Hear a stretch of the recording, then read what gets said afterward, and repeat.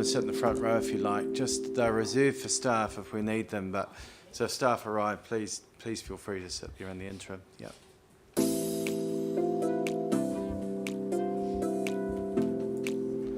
All right. 1 minute to go.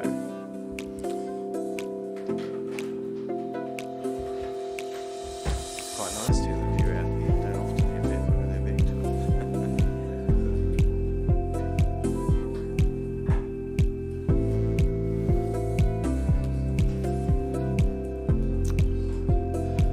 All right, we're at 1 o'clock, so I declare our meeting open. Is Philip's on joining us, and we're all good to go? All right, so welcome everyone to our ordinary meeting of the Council. Firstly, I've got apologies from Councillor Redmond. He is joining us online. Philip's got COVID, unfortunately, so have someone moved that we accept that apology? Accept it. All right. Although you'll be present, we'll try our best to make sure we're keeping an eye on whether he's got a question or a contribution. So thank you, Courtney. All right. Any conflicts of interest for members to record? We normally have, as you know, it's much more sophisticated than the chambers in Rangiora with respect to it. So thank you, Courtney and team, for trying to make all that work here today. All right, we've come firstly to acknowledgements, and the first is item 3.1. It's for Keith Galloway. Keith was a former community board member, and he was on the Rangiora Community Board from 2010 to 2016, and from the Rangiora Ashley, when I say the community board, he was Rangiora, I think it was advisory group from 2010 to 16, and then the Rangiora Ashley Community Board from 2016 to 19, and a number of us had the pleasure of serving with Keith. He had a great knowledge of history and of the local town, and a real passion for Rangiora in particular, where he was born and raised. So it was sad to read of his passing recently. Any other colleagues want to share anything? I'll just ask you all to stand and observe a moment's silence for Keith.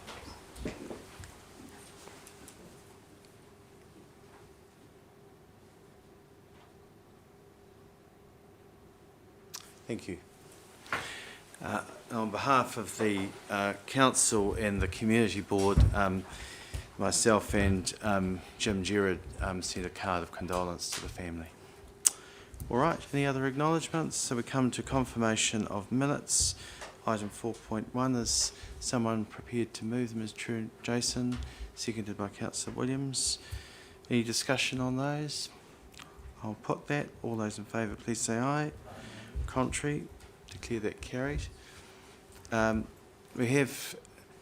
you. I'm happy for you to sit at the front. Thank you for you to sit there unless we have staff that arrive. So that would be all right. That's great. Thank you. So there's no matters arising from the minutes. So we now have a deputation, come to deputation presentations. So is Mr. Fordyce and Mr. Scown present? If you'd like to come forward. Thank you. If you just take a seat, and depending on are you both going to jointly speak? Yes. Okay, so we allow up to 10 minutes for a presentation. At 8 minutes, Courtney will give you a little ding to let you know there's 2 minutes, and if you'd like to leave some time for questions, that would be maybe appreciated by colleagues that are here. But the time is yours for up to 10 minutes. Thank you, and if you could just turn your microphone on there. I'll just check. Philip, can you hear okay? Yes, all good, thanks. Thank you. Just making sure he's tuned in. That's fine. Thank you. We look forward to hearing what you've got to say. Thank you. Okay, good afternoon. Thank you for the opportunity to address the Council. I'm not normally a person who reads things. I tend to talk off the cuff, but I'm going to go do my best with this. I'm a resident of Beatties Road, which boundaries the proposed solar installation on 87 Upper Sefton Road. I'm not representing any specific organisation, but I have been asked to present concerns that many local residents have regarding the development. If you look on your map that I provided, the 4 yellow dots are indicative boundary of the site. Earlier in 2023, we were made aware of an application by Solar Bay Limited to install a solar farm on land at 87 Upper Sefton Road. Many residents had serious concerns about the consent process would be non-notifiable. These concerns led to some of the neighbouring landowners calling a meeting at the Sefton Hotel, where there were about 30 attendees and a good number of apologies.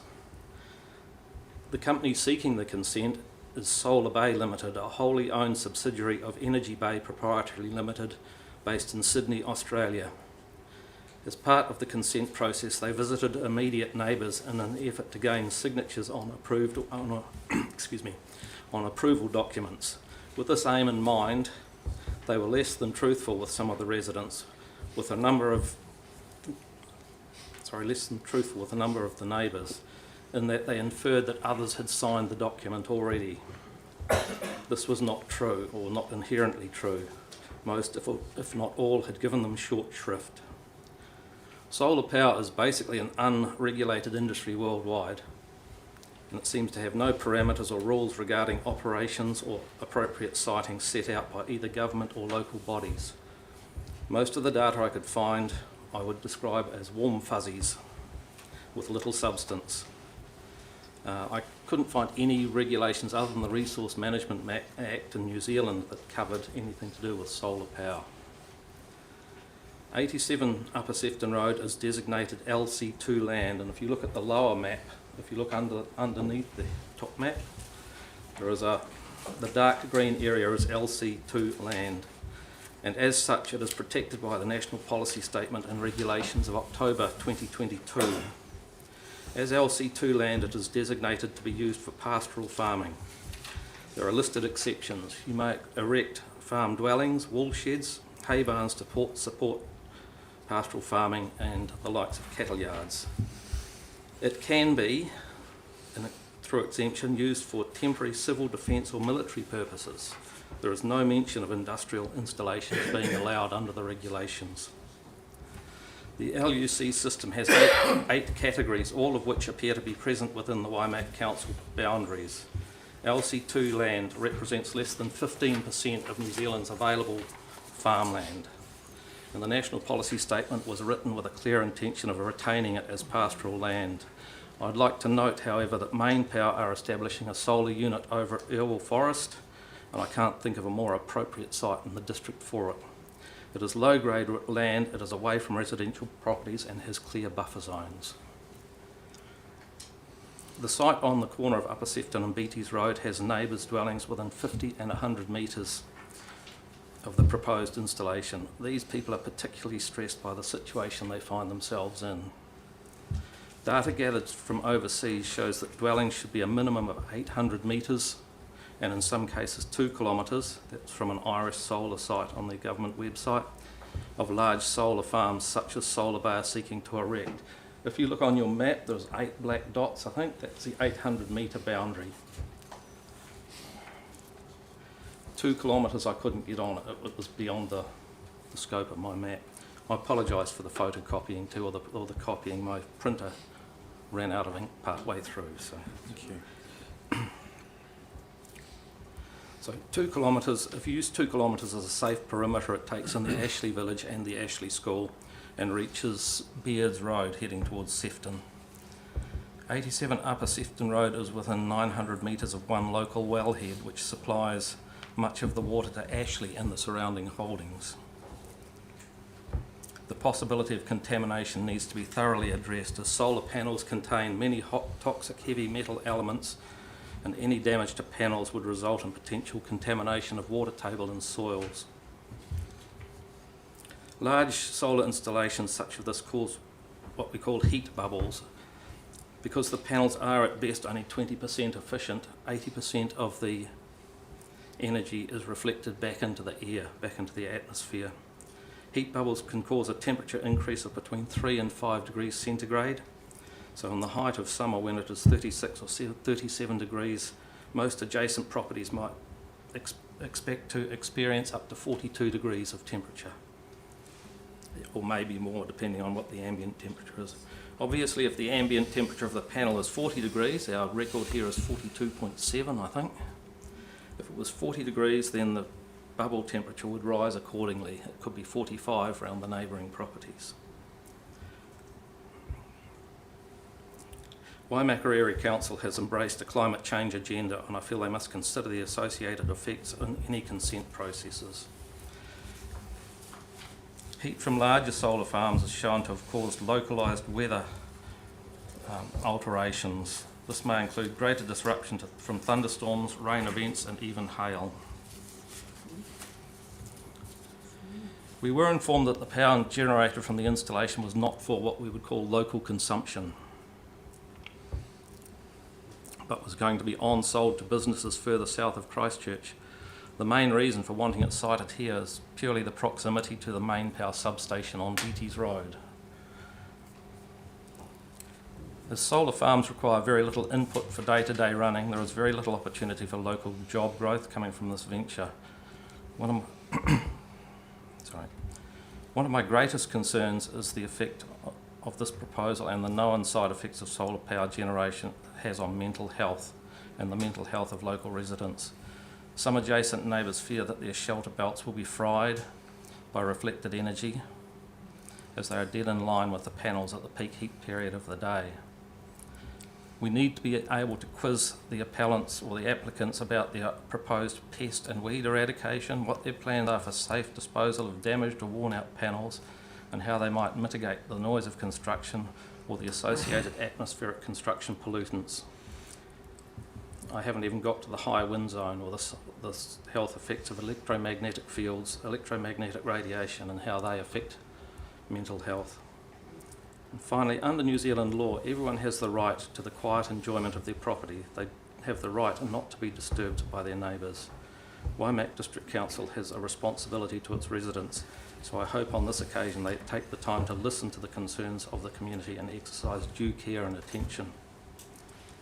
Other than the feel-good fact that's sometimes attached to renewable energy, I see no benefits for the residents in the area, and I strongly urge the Council to have this as a notifiable consent if it goes ahead. Thank you. Thank you. Thank you. Just carrying on Mark Scown. Yeah.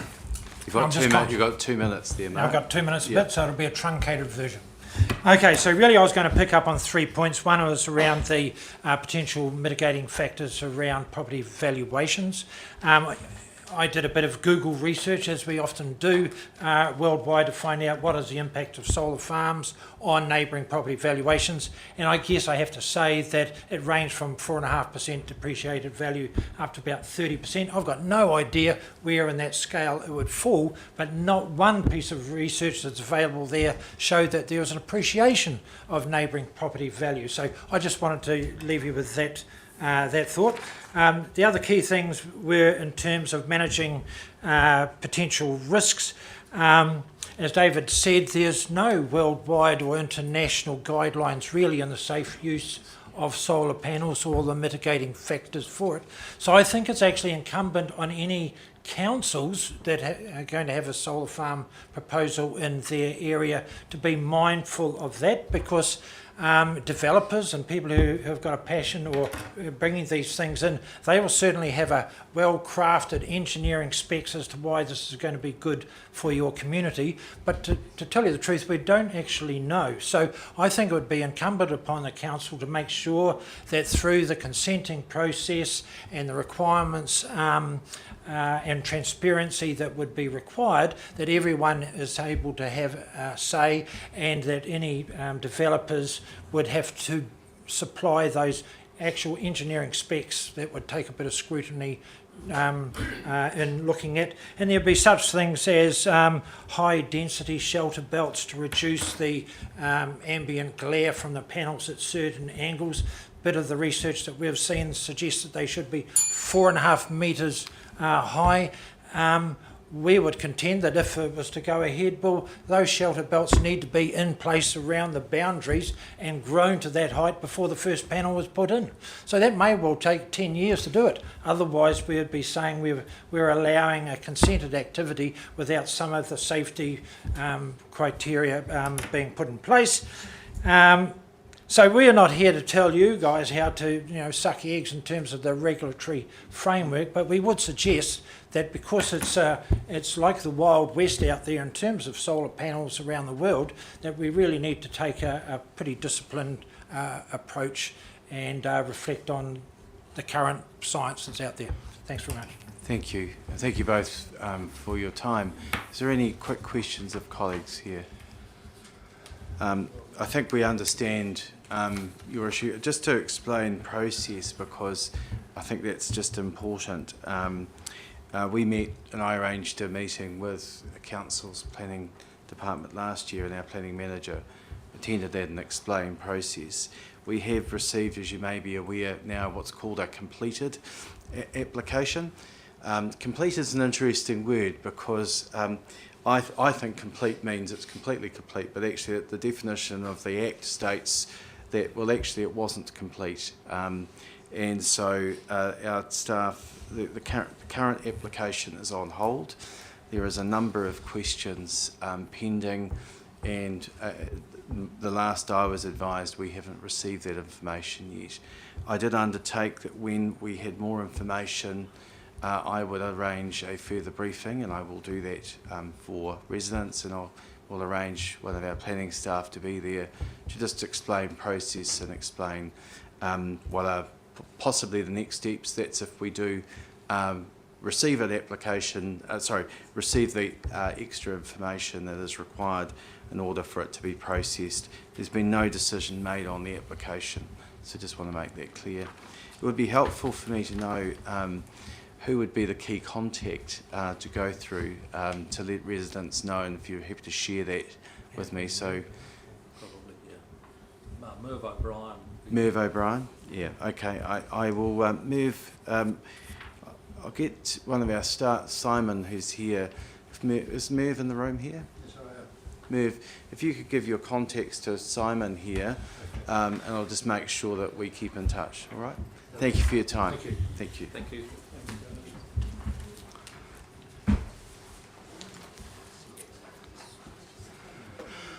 All right, we now will we have now moved to other agenda items, so we have no adjourned business.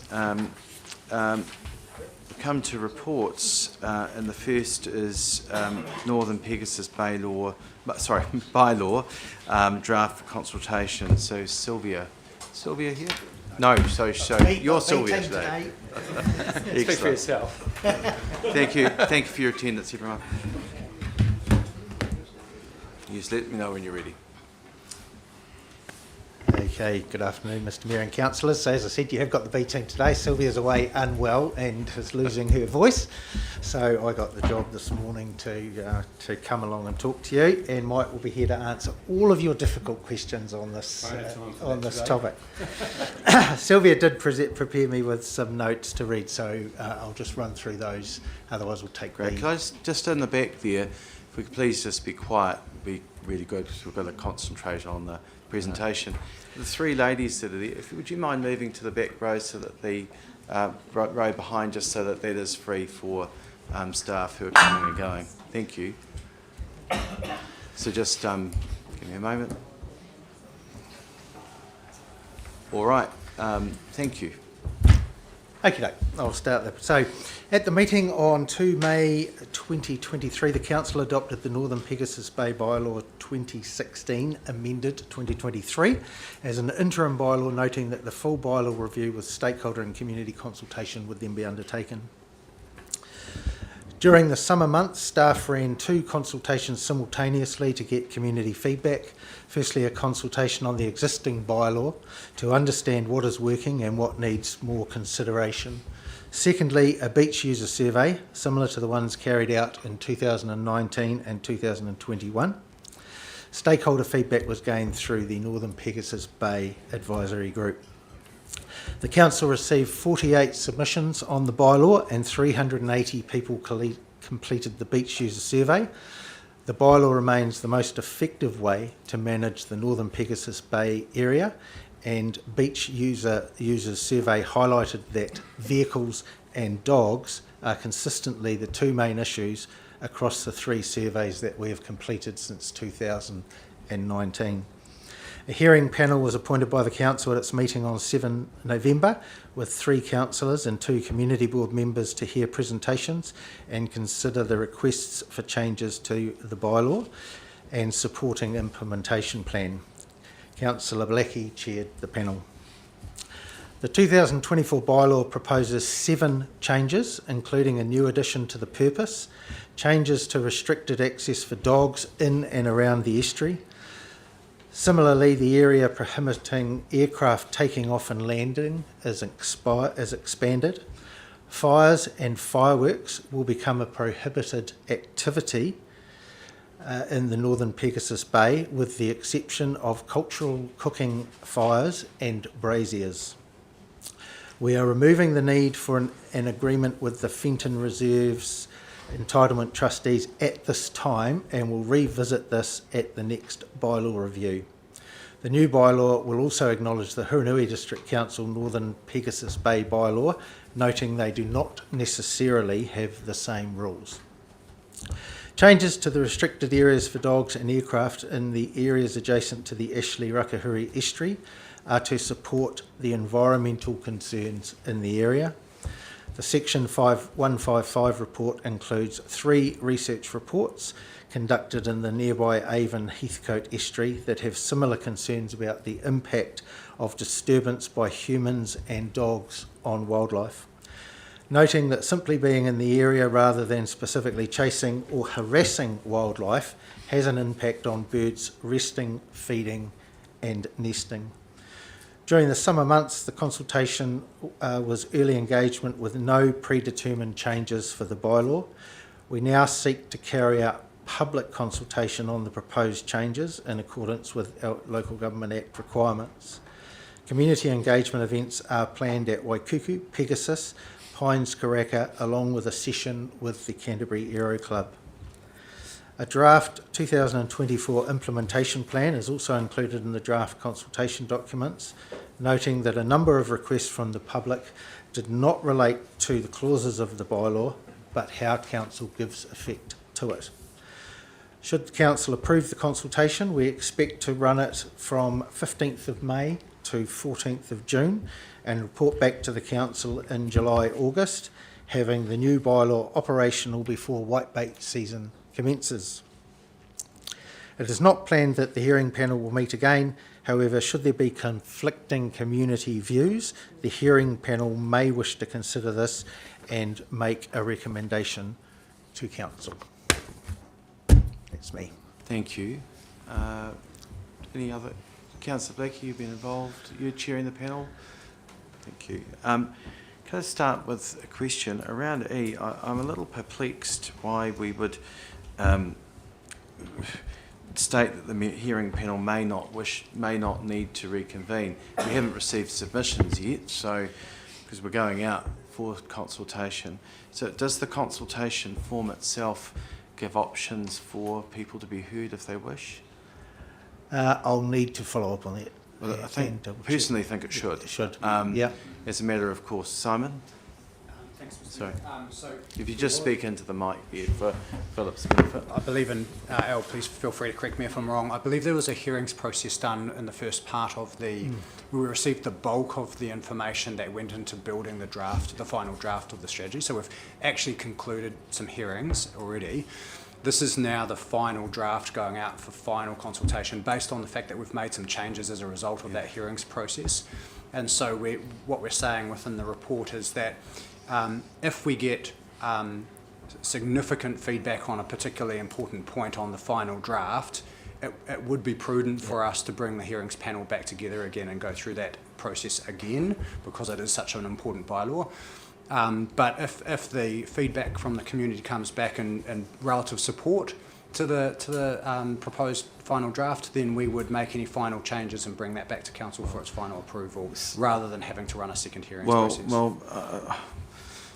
I personally think that we shouldn't have E in there, and I think that as a matter of course the hearing panel should reconvene, even if it's just to decide to reconfirm existing. I don't think it sounds good process otherwise. We'd be very happy with that if that change wanted to be made. And I think on the consultation form, would there be the ability for people to indicate they wish to be heard? We can certainly make We'll the make change. sure that Thank you.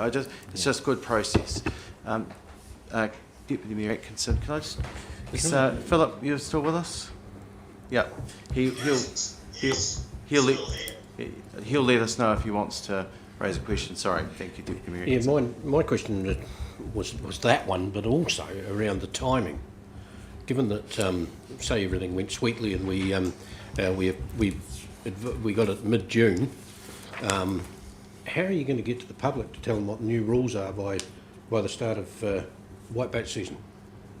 Because that's what you're hanging this on, if you like, is around whitebaiting season. So how are you going to communicate that in such a short time to people that are going whitebaiting if there are changes there? I think it's 1st September now, isn't it? I mean, the season changed. It's a year goes by, doesn't it? So yes, there wouldn't be that much time there. The change, just thinking it through, Neville, the change that would affect them would be if it goes through, where the dogs were allowed to be with them in that area on the Rakahuri, the river mouth. So yeah, that is something we'd have to communicate out, and yeah, we'd have to look at that as far as that timing goes. I think that's the only real change that there would be. Yep. Thank you. I've got Councillor Williams, Brian. Councillor Williams. Yeah. My question's on enforcement. With normal bylaws, we've got no teeth, and I see we're going to have a ranger available at a cost to council, but what enforcement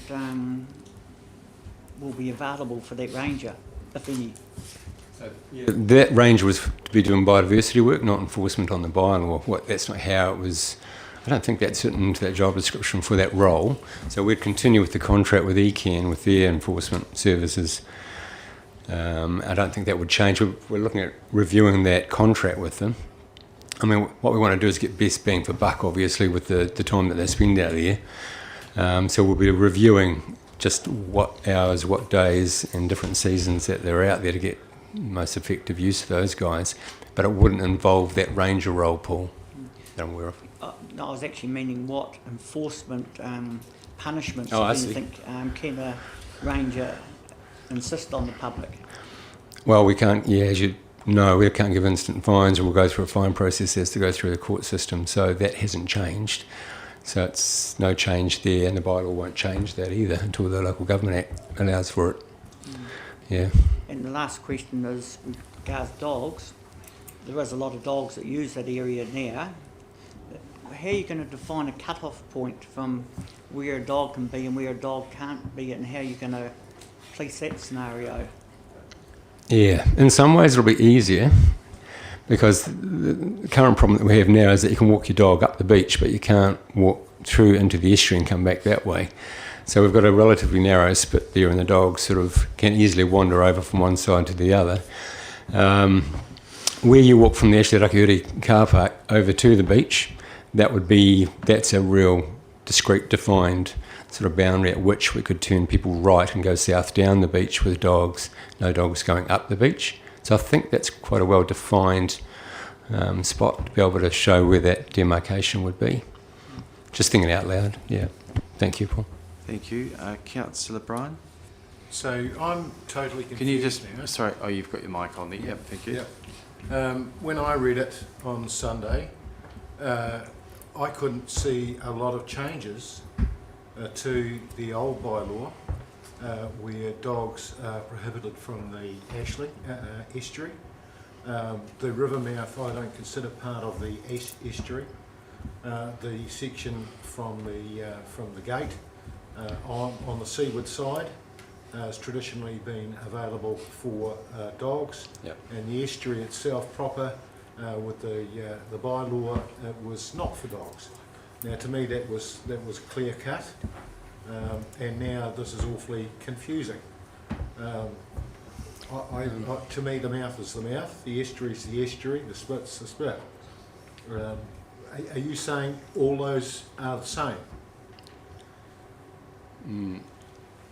Yeah, I'm just trying to work out how you perceive that, different from me, because we all see things differently. But no, definitely they're all three physical features, and you're right, the mouth currently you can fish at with the dog, but you just can't go over into the estuary, and we use that, I guess, the high point of the spit as the estuary from the western side of the spit.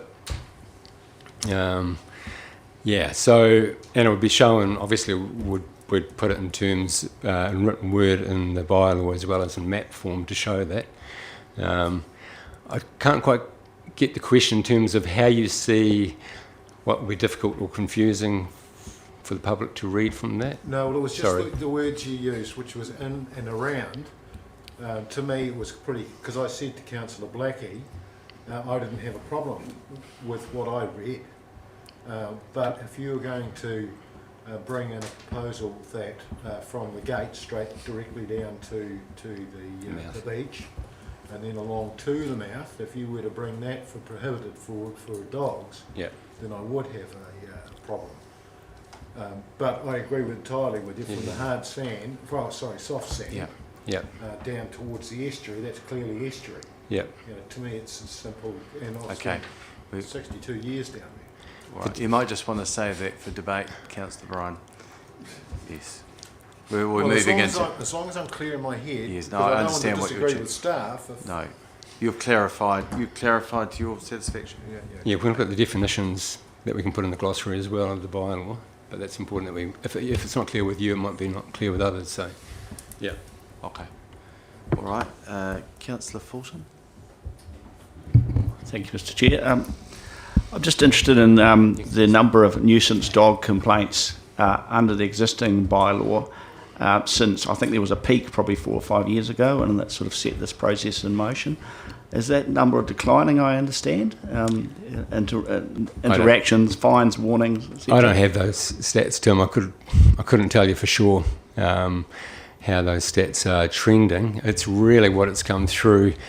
I can tell you the feedback, obviously, continues to show the dog issue as being a key one that comes up with the people that we survey.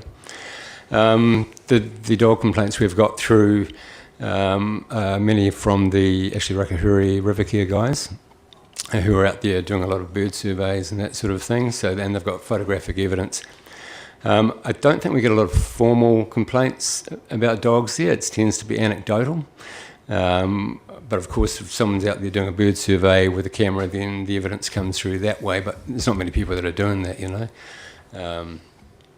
So no, not a lot of formal complaints that I've received. And yeah, I guess that's one, and it would come through from the dog control officers to us, but I haven't had that feedback either, no. Would it not be useful on the evidential basis when we come to this kind of process, you know, to actually monitor and track these sorts of things for ourselves? Yes, but I just don't have it here. We probably do have it, sorry Tim, but yeah, Sylvia's great on figures and numbers and spreadsheets and things. I'd have to refer back to hers. Sorry. Any further questions? So, Councillor Mealings? Fundamentally, I think you've made some good changes in here, and I don't really have a problem with any of it. But when it comes to bylaws, we know that enforcement's always difficult, and it can only be done through the courts. And I note that with the discussion here about vehicle access, that no person shall drive a motor vehicle on the beach for any purpose other than those noted in here, and that recreational driving on the beach is prohibited. So just going for a joyride on the beach on an ATV or whatever is a no. So your How question... do we? Thank you. How can we? I was getting there. Yes. Sorry, Mr. Mayor. But how can we actually identify people who are recreationally driving, and how can we actually even enforce that? It's difficult. We have put the enforcement guys in a difficult position the way it's worded, and that wording hasn't really changed for a couple of the bylaws. So it's really a case of stopping. If the vehicle's driving along, then they can stop to get out and do something. And if they've got a fishing rod on the back, it's sufficient. Gives them sufficient reason to be on the beach within the bylaw, but they may not be using that fishing rod. So it is a difficult one to enforce. And usually you just got to base it on what you see, and you don't always see the purpose until they stop and get out and with their buckets and spades or whatever they're going to be doing. So it remains a difficult one to enforce. So buckets and spades are recreational? They are, but they're not something that needs a vehicle to carry them onto the beach. So yeah, the intent of it is to say, well, if you need a vehicle to get that equipment onto the beach, then that's justifiable. But if you don't, it's not. Okay. I think that's Well, the if intent. you're elderly and you don't have a disability access or a mobility parking permit, and you want to go down to the beach with a picnic or something, and you can't quite get up and over the, and anyway, like Yeah, I know what you mean. how does that affect those people? No, well, they'd need an exemption. I mean, if they've got one already, they can use that, a disabled car park, whatever you call them, dispensation. So that's how that has to be managed Thanks. at this point. But, yeah. Okay, further questions? There's a recommendation. You're going to move it with E removed, Councillor Blackie? With E removed? With E removed, yep. Yes, Drop E out. Is there a seconder for that?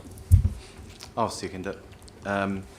And just to confirm, the councillors is yourself, Councillor Blackie, Councillor Goldsworthy, Councillor Redmond, and then there's other community board members who are two are present in the room actually.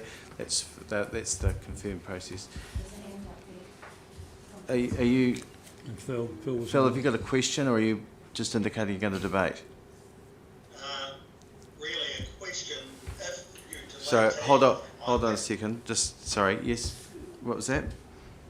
If you delete E, I think there are some further adjustments needed for the following clauses. E is it's notes that it's intended. What clauses are you meaning? I understood E coming out wouldn't be an issue. Yeah, F would need to be amended.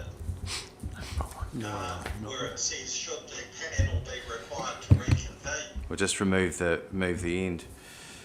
Yep, and I wondered if G should be amended because presumably the hearing panel will hear any submissions and the hearing panel will report to the council. So that time frame, I'm not sure whether that's doable. G. Yes. Yeah. I wonder if G is actually required and needed. We'll review the time frame and those clauses based on the recommendations. Yeah, but we'll need to resolve that now. Need to resolve it. I think G could come out, and if you move the end. So just is the mover happy with that? That's good. And who was remind me who was seconding? Oh, me. Yes, I'm certainly happy with that. Thank you for those clarifications, Councillor Redmond. Do you wish to speak, Councillor Blackie? Very briefly, the staff have covered it well, and as the discussion has shown, it's the usual problems. The enforcement thing is big, and we'll never get that completely right unless you want to give me another 100k into the budget for a couple of rangers and a vehicle. Thank you very much.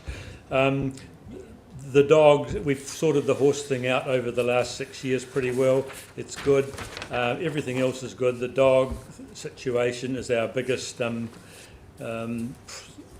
Let's call it a challenge.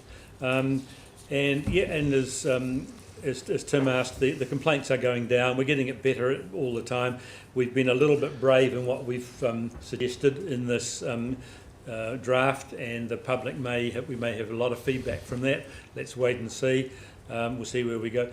The people who submitted, we had no individuals submitting. The River Care group with the birds and the Biodiversity Trust and the Fishermen's Association were the three submitters. So we're getting group submission rather than individuals, which is good in that it's easier to handle, and they represent a lot of the people. It'll be interesting to see whether we get public individual submissions this time round. So thank you for all the work that's been done by the staff and Sylvia in her absence. Put it out there and see what the public think. Thank you. And just in seconding this, fundamental to me is anyone's right to be heard on a submission. So I realise that wasn't necessarily the intent, but the way it was worded could be construed that way. So, even if the hearing panel does come back together, there's very few submissions, no change. That's just about good process to me. can I acknowledge the great work that our staff put in, Mike in particular.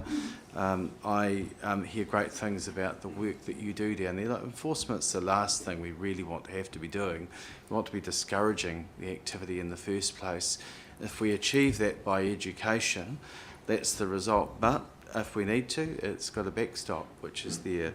I was on the first panel on this particular matter, and I heard a lot about what goes on in the beach through that time. It was very contentious at the time. I think where we landed then was the right thing for that time, and it's been a transition to make changes over that period. So I'm supportive of this direction. I was in a conversation with the new Member of Parliament for Rangitata at the weekend, and he asked my opinion about bylaws, and because he's looking to put forward a private members bill which would give more powers to councils to enforce them. And I said that's an excellent idea. We have been calling for that for some time. The last thing we want to have to do is go through the courts, which costs a fortune to do so. If we have bylaws and they've been through a proper process, we should have the ability to enforce it with a fine mechanism or the powers to do so. So we'll keep an eye out, Mark, perhaps keep an eye out for that bill if it doesn't. Certainly will. Because we would certainly want to keep an eye on that and submit if that opportunity comes around. But again, I'm supportive of that. Thank you to Councillor Blakey and the team that they have done so far and will do in the future. Any further speakers? Councillor Bryan. So, repeating myself slightly, I was actually on the first one, I might have been on the which second is then. way back. And as mentioned, I didn't have an issue when I read this over the weekend. I would have a problem, as discussed in the questions, if dogs were prohibited on the seaward side down to the mouth. I don't have a problem with the estuarine section whatsoever. It was new from a couple of reviews ago, and I think the word's sunk in. All the years I've been there, I can see, yes, I have seen dogs chase birds, but I've never seen a dog actually catch a bird in the time that I've been there. Most nowadays keep their dogs, the fisher folk, keep their dogs reasonably close to their gear and to their vehicle. And, you know, we certainly always carry a long rope because our dog will wander off with anybody who comes along and says hello. So, and he's jolly hard to get back once he's made friends. So we put a rope on him whenever we see another dog or another family with little kids, because, as I say, he will want to be adopted. But I don't have a problem with it as long as common sense is applied. Thank you. Further speakers? Councillor Ward? Oh, sorry. Is Councillor Redmond, when did he indicate that? Just now? Okay. Come to Councillor Redmond first, then you. Councillor Redmond. Thank you, Mr Mayor. I support the amended recommendation, and I must admit to being a little confused about the process myself, so I'm pleased that that's been clarified. Really, it comes down to a question of balance. We've got biodiversity and competing uses of a public space.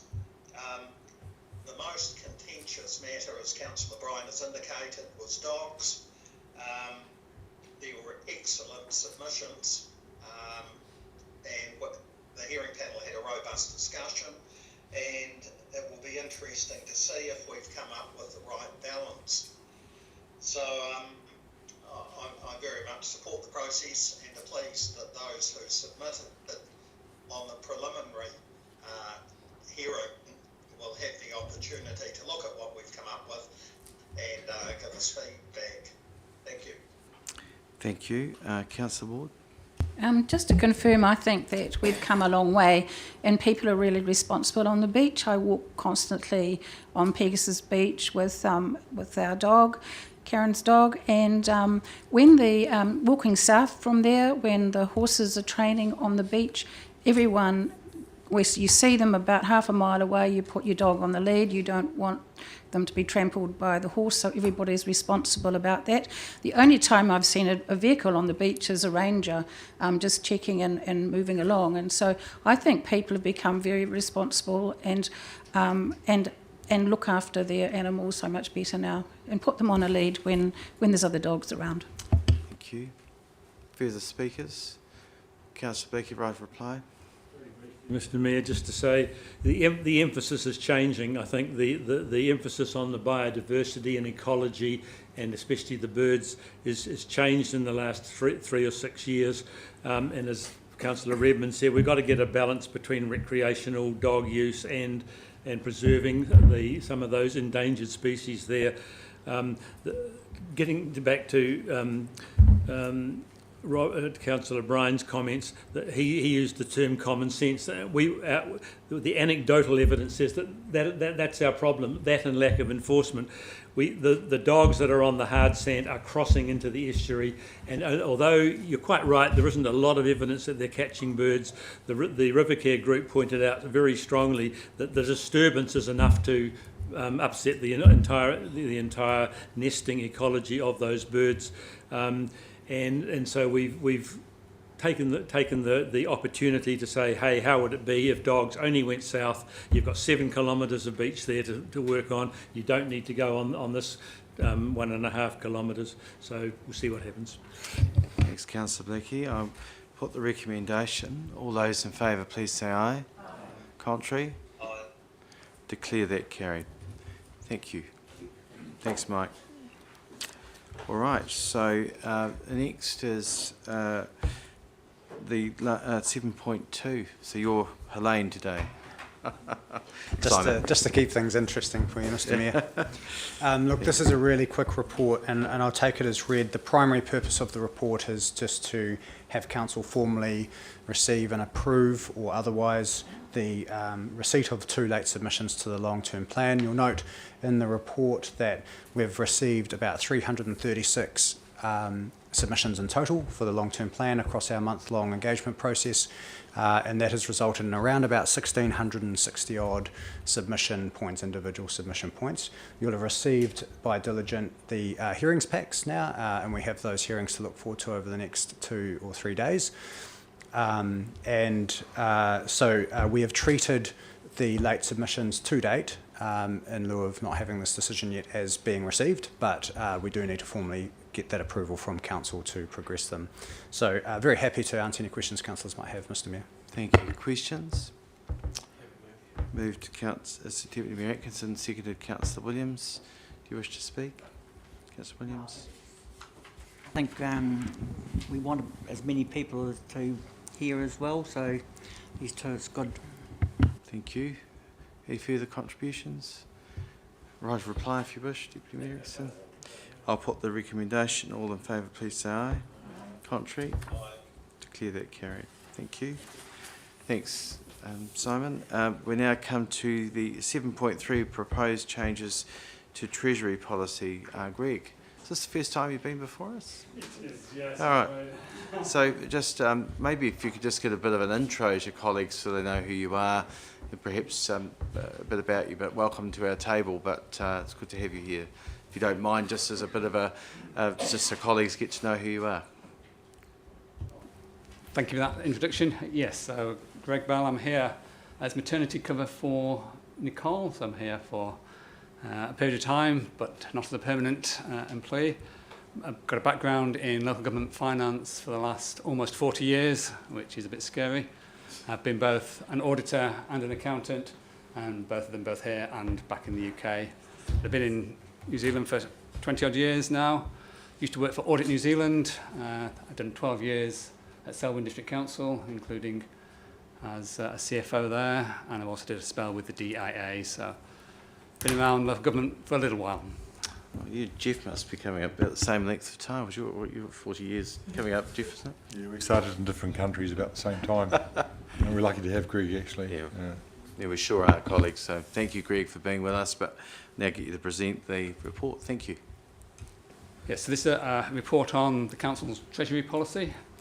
It's an important policy. It might be a bit dry to read, but it is important.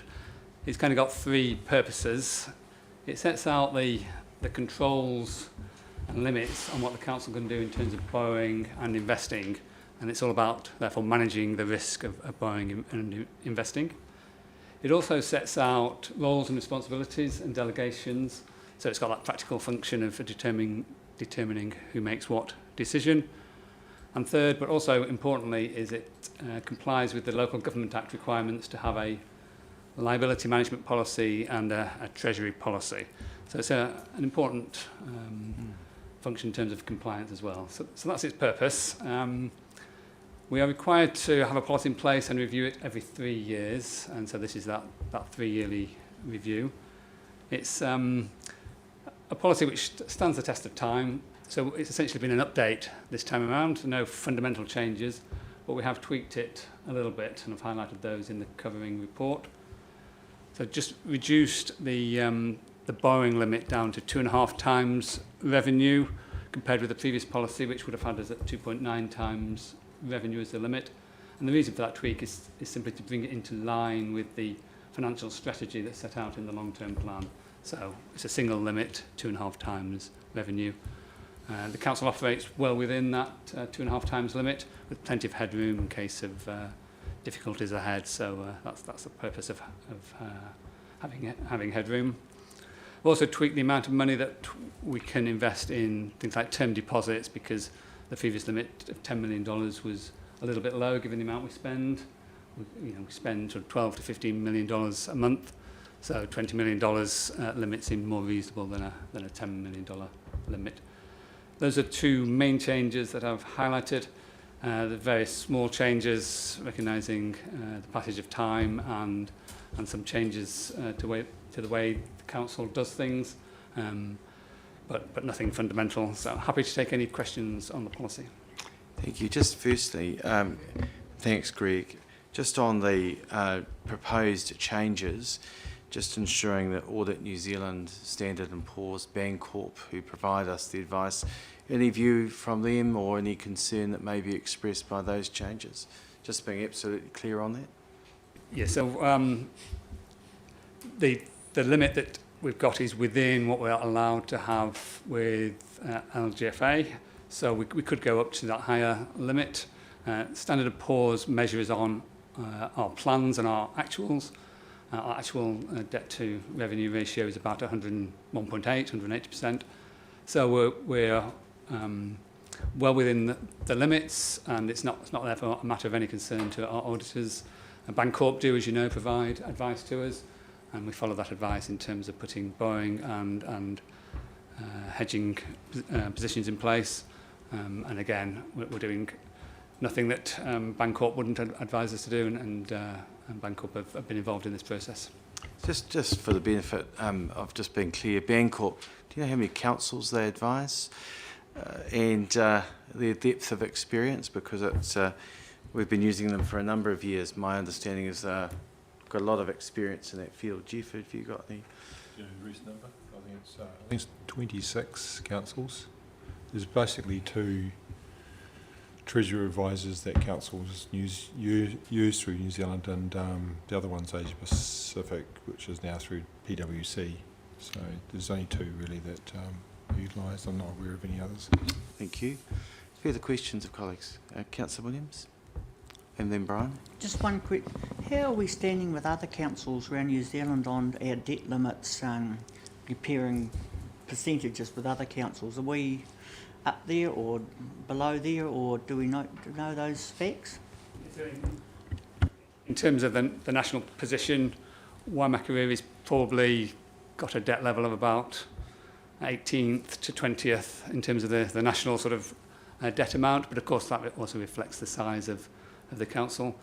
The current debt levels, I'd say, were sort of a mid borrower, so there's a number of councils who have higher levels of debt, and some of the larger councils do that. A lot of the smaller councils have very small amounts of debt because they've managed their services in a different way and traditionally have avoided debt. So some of the smaller councils don't have much debt. We'd sit in the middle somewhere, and I think you can be comfortable for a growth council to be where we are. But we're not an outlier, that's the key. Thank you. It's an interesting concept because years ago, when councils were on cash accounting, they used to borrow short term, and some councils were under the requirement to use a sinking fund to pay their debt. And then the philosophy of the government at the time says, well, that's not bad because it means you don't have to rate your ratepayers short term for long term assets. And so that's why a lot of councils now have got a lot of debt on their books, is because they've now funded a lot of their long-term assets that go up 80 years over a longer term than, say, the 5 or 10 years that used to exist previously. And so that's just the experience of how it's arisen. You can go into it for quite a long time, and but effectively the council's got a very strong credit rating, and that's what our investors look at. We borrow through the local government funding agency, which provides us even lower than what we probably achieve through your strong financial banks like the ANZ, BNZ. We'll get a much better rate through them. Thank you. Councillor Bryan? So we've got a couple of submitters to the LTP that have suggested independence on audit and risk. Would that, when we consider that, would this be the policy that would slot into, or is it separate? So the decision around an independent on audit and risk is a separate one. I think most councils have been moving that way, but not all. We can all have our personal views. I'd have my personal views, but there's a strength in having an independence on audit and risk. But of course, they don't have the local knowledge, so there's always a balance to be made. But it's not really a decision relating to this Treasury policy. Thank you, Councillor Ward. Question, please. My question is the effect. What is the effect that has happened because we've had to spend a lot of money on infrastructure through the earthquake event that we had? So has that, how's that affected our debt levels? Yeah, so there's certainly legacy debt relating to that event, and that certainly affected the councils locally, and that probably resulted in a stepping up of debt at the time, and that is something, therefore, that tends to continue because of the length of time over which we borrow. But again, the levels of debt aren't problematic as such. They are, as I described before, mid-table, and lots of councils have faced various events over recent years as well, as we know from weather events, etc. So having said that, would that mean that our infrastructure is new and will last for the test of time? And is that why we allow for up to 150 years in our infrastructure building? Certainly in terms of long-term planning for the renewal of assets, Waimakariri is a leading council. It's well recognised in the local government sector for its approach. And certainly the benefit of the earthquakes, in one sense, is newer infrastructure, which won't need renewing in the near future. But it's extremely appropriate and prudent to have started planning for the renewal over that long term. So that's put the council in a good position. It's been very sound financial planning, what has happened here. And with newer infrastructure and sound financial planning, it means the future looks sound and solid for this council. Thanks, Councillor Ward. Councillor Fulton? Thank you, Mr Mayor. I've just got a question about the extent of the autonomy that the council has under the local government funding agency. With this proposed policy, I note in the summary notes that the proposed limit is lower than the limit allowed by the LGFA. So is the LGFA, just for clarity, is that it's like a 100k speed sign? It's not a target. It's not something that you aim for. You've got total discretion to basically to travel at 50 k's or 75, and this is what the council can do. This is a self-imposed policy, isn't it? Very much so, and it's well described that it's not a target, it is a limit, and certainly it's an uncomfortable position to be near that limit for any council, because if things happen, a weather event, earthquake, etc., and the capacity to deal with that event would be severely restricted if we were close to those limits. So allowing for significant headroom is extremely important, and therefore most councils will set a limit within that maximum because it's a sensible thing to do. Some are closer to that maximum. That overall maximum is set to protect the sector because it's a shared organisation, the LGFA, and therefore the covenants that are in place are to protect councils as a whole, that no one council takes on too much debt that it can't afford, and that's the logic of having that limit in place. So on that basis, it's sort of the inverse of that. So there's no imposition from the LGFA. In fact, we do have total autonomy here. Say if we ran our books, to $100 million of debt rather than 170, 180, they couldn't come and tell us that actually, for your structural reasons, that actually you need to take out more debt or this or that. No, they don't. Within their policy, we have discretion. They do take a view on councils. They do monitor how councils are doing. In a sense, they do their own internal rating of councils. So if they felt councils were close to the limit and might struggle, they would certainly might have a conversation. But the limit is for us to decide. And you can be a member of the LGFA and not have any debt or very little debt, and obviously you can have quite a lot. But it's at our discretion. Councillor Redmond, I believe you have a question. Thank you, Mr. Mayor. Welcome, Greg. Is this change something that would usually go through audit and risk first before coming to the council? Yes, it is, and in one sense, apologies for that. The proper process probably should have been through audit and risk. The policy was last reviewed in March 2021, and we are required to do it every 3 years. So in a sense, we are a little bit out of that 3-year date. So I was very keen to get the policy approved by council rather than wait further time for that. Given the environment of obvious scrutiny from rating agencies, etc., I think it's important to keep our policy up to date. Now, there's no fundamental change here, so it doesn't suggest that a change was required in policy, but just to keep in line with the statutory requirement. Thank you. Right, thank you. From reading the policy, I Yes, no, agree with your conclusion. Thank you, Councillor Redmond. You have a further question, Councillor Williams? Just a question, coming back from one you answered before. You said some councils are getting close to their limit. What effect does that have on Waimakariri Council, considering we're in this group of borrowing? So if some councils are getting close, what's our liabilities or effects, or can that affect us in any way? The point of the limit is to set it at a level which is unlikely to cause difficulties or default on the part of councils. So that's the point of the limit, really, to avoid there being any issues where a council could get into trouble and wouldn't be able to repay the debt. So the nature of being near the limit just shows the policy working. It doesn't indicate that we've got a problem in the sector. There's no real likelihood of a council default. There never has been, and no likelihood. But that's the point of having a good limit and a policy in place. Thank you. We've got a recommendation. Sorry, unless there are further questions. So you're going to move the recommendations. Someone prepared to second? Seconded, Councillor Goldsworthy. Would you like to speak, Councillor Ward? Thank you.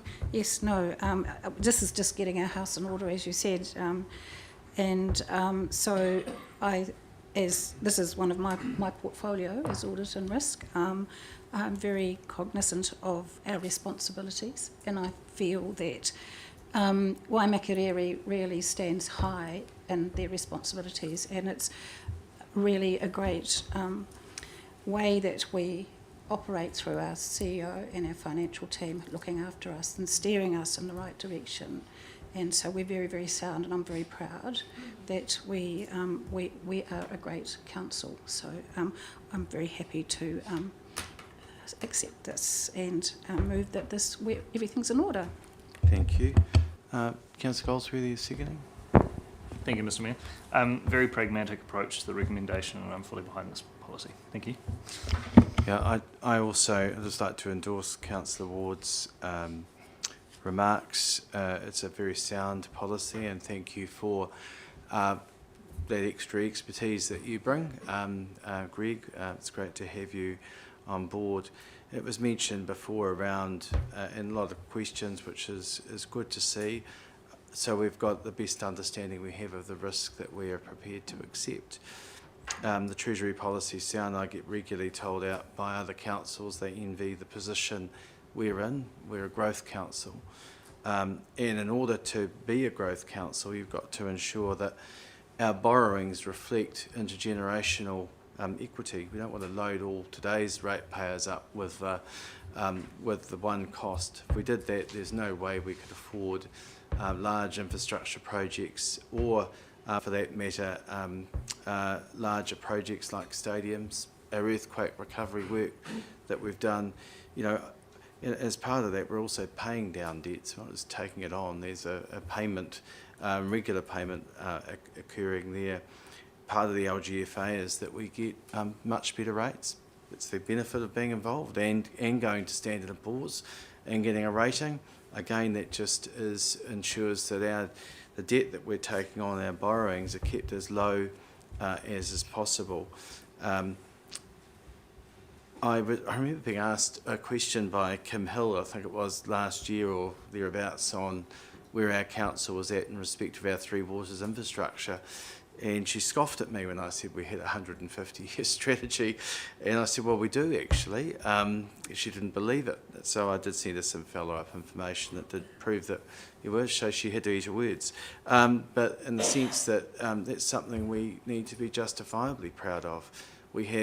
We know the condition of our infrastructure and where it's at, the relative age, earthquakes, we upgraded a significant amount, and there's a regular program, as people will see as they move around our district, as that work's being completed currently. So I'm very comfortable with our position and where we sit. We've got a lot of external advisors providing that advice, Audit New Zealand, Standard & Poor's, Bancorp, and the expertise of our staff. And I would like to particularly acknowledge our Chief Executive's leadership in this space, but the whole team behind it. It's something we should be justifiably proud of, the position that we're in, that we're able to afford the things that our community expect to see, and that's how we do it.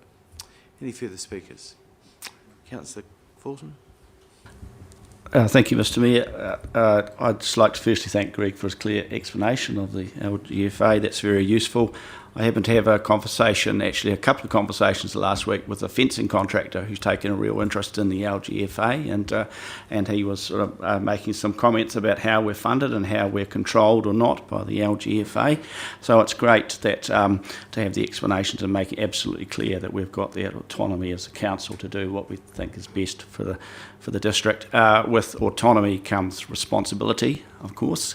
That puts a lot of onus on our Audit and Risk Committee. I'm a member of the Audit and Risk Committee, and I'm thoroughly enjoying the work and the responsibility that goes with it. And as a council as a whole, I think we're very well aware of our limits. I think that explanation of the threshold is excellent. It means that basically if you get to that point, the water is getting warmer. Doesn't mean that it's bubbling or hot. It just means that we've just got to take extra care. And I think we do take a lot of extra care with what we do. So I commend this to Council. Thank you. Thank you. Any further speakers? Councillor Deputy Mayor Atkinson. Thank you, Mr. Mayor. Yeah, look, I endorse this as well. I think one of the things that we can be incredibly proud of around our council is the Audit Committee. I've been the chair of the Audit Committee for, I think, 3 terms in different capacities. 3, maybe before. And the level of questioning and the level of performance around that committee, certainly this term and at the end of last term, has doubled, tripled in what it used to be, and people paying a lot of attention in what's happening, and so is our public. And I might add that we need to keep in mind of everything that we do that we have an 87% satisfaction rate from our public in what we are doing, and that is an extremely important figure and extremely high throughout New Zealand. There are not many councils, if any, who actually have satisfaction surveys in that area. So I think we need to keep that in mind. This is tidying up and making sure that we've got it right and written, and the policies do what they say they're going to do, and we stick with them, and that's what we intend to do. So I will be supporting the recommendations. Thank you. Any further speakers? Just before I do, just remind me, the headroom in our borrowing, Greg, I'll come to you in a minute, Councillor Ward, we've got headroom in order to take on debt, well, extra borrowing if we require, if there was an AF8 earthquake event. Can you just remind me of where that's, just for the benefit of being clear? I might get the number wrong, but I think it's close to $100 million between our current borrowing and our headroom. I'm not so familiar with the figures that there might be in a year's time. Yeah, right. So it's good clarity. Councillor Ward, right of reply. I can see you itching to do it. I am, as this is my portfolio, and there has been in the past, a lot of councils do have an independent chair, and I would say that we don't need an independent chair. We have the knowledge, we have the expertise, and we have the local knowledge. So steady as she goes, why should we change something that's not broken?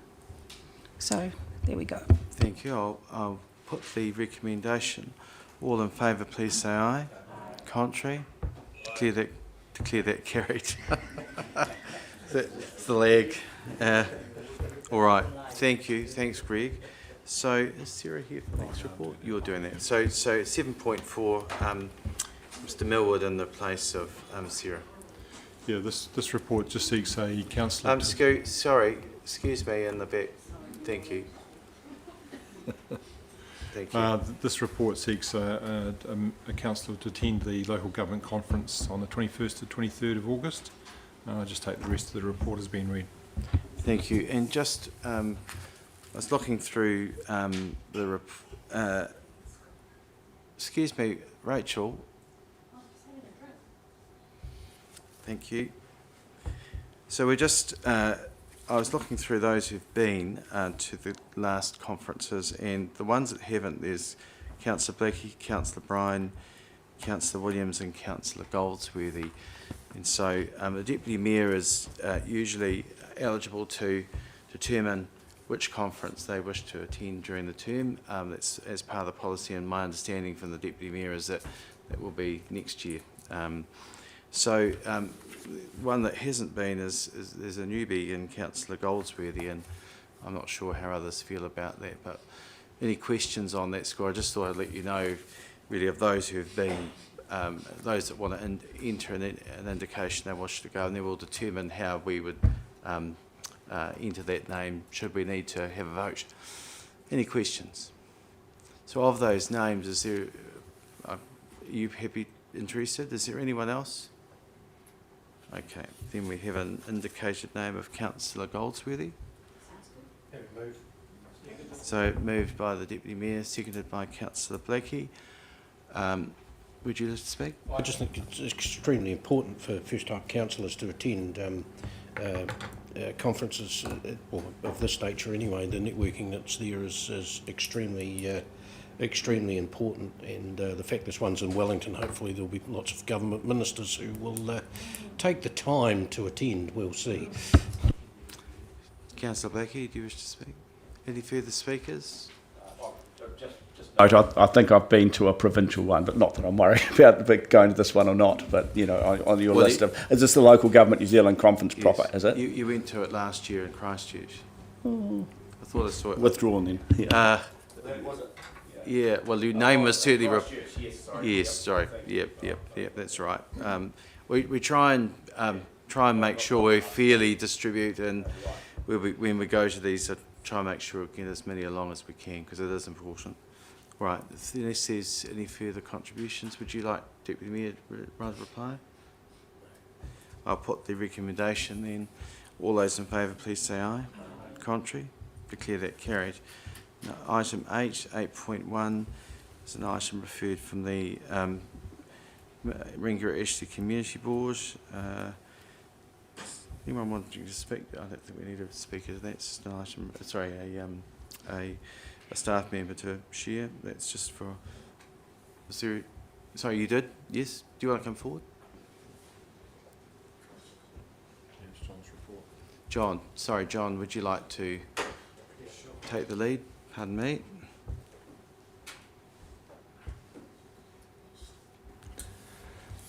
Yes, good afternoon, Mr Mayor, CEO and councillors.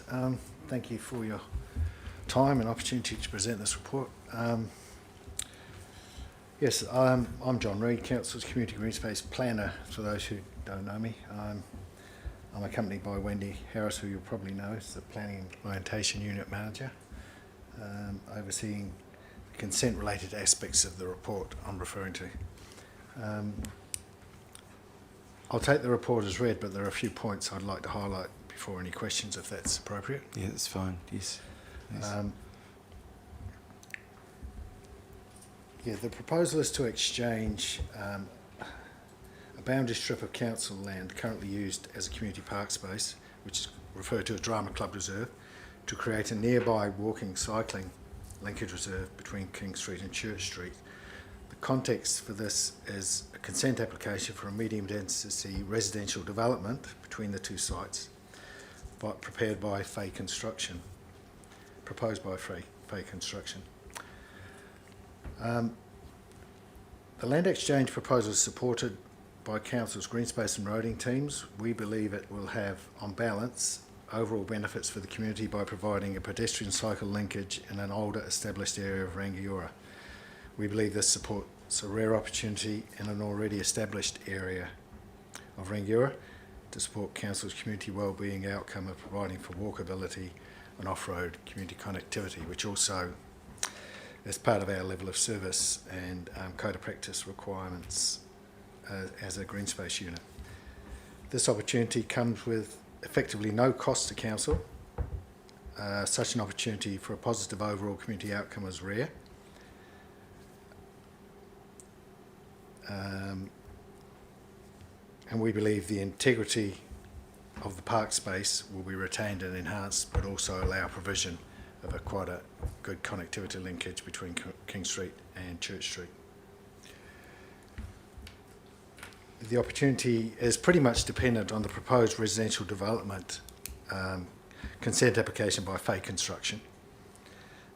If this goes ahead, a quick decision is sought so that the potential opportunity is not lost, as this consent has already been delayed for a significant period awaiting council decision on this. Thank you. Are there any questions? Thank you. Wendy, did you have anything you want to add? Nothing specific. I think John's outlined the proposal. I'm really here in case there's any questions that overlap into the development side of things. Great, thank you. Questions of colleagues? Right, doesn't appear to be. Is someone prepared to move the recommendation? Councillor Bryan, seconded. Councillor Fulton, would you like to speak, Councillor Bryan? No, the proposal makes sense. It's been through the Rangiora Community Board. Thank you. Councillor Fulton? No, I'm happy if it's been through the Rangiora Community Board. It's been canvassed, so it's their discretion really, and ours too. So happy to support. I know this particular piece of land well. My sister used to live across the road from there, so I'm familiar with it. I think this makes a really good well, I think it's a win-win for us really, and I think staff for bringing that opportunity to us. This is unique. We get to do this now. If we don't, that opportunity will be lost. So it's a good outcome, I think, for our community ultimately providing that. So in full support of that. Any further speakers? No? Rather reply, Councillor Bryan, if you wish. I'll put the recommendation. All those in favour, please say aye. Contrary? Declare that carried. Thank you, John and Wendy. Thank you for your time. Thank you. Then we now come to item 9.1, the Health, Safety and Wellbeing Report from our Chief Executive. Yeah, this is the monthly report, Health and Safety. I'll just take the report has been read. The incidences are all shown in the appendices there. It hasn't gone through the audit and risk at this stage, but I think it's going to be. Yeah. All right. Thank you. Any questions? Councillor Cairns.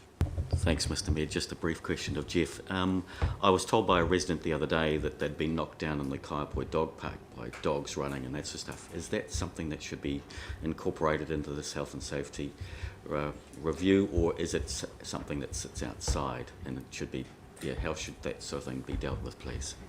No, we probably weren't aware of that one, but if we were, we would note that in the health and safety database. And so we'll take that as a when you get some details and put that in. But yeah, anything that occurs on our land is generally recorded. Yep. Thank you. Any further questions? Got a report.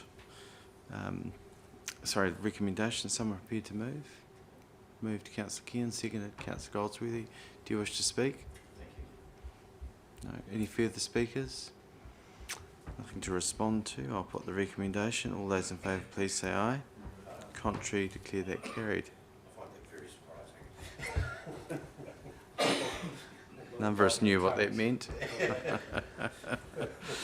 All right, we come to item 10 now, which is the committee minutes for information.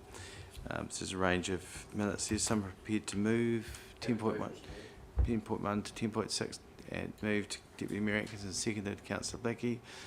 Do you wish to speak to that? Any further speakers? I'll put that. All those in favour, please say aye. Contrary, declare that carried. We've got item 11, the Community Board minutes for information. Some prepared to move 11.1 to 11.5. Councillor Williams.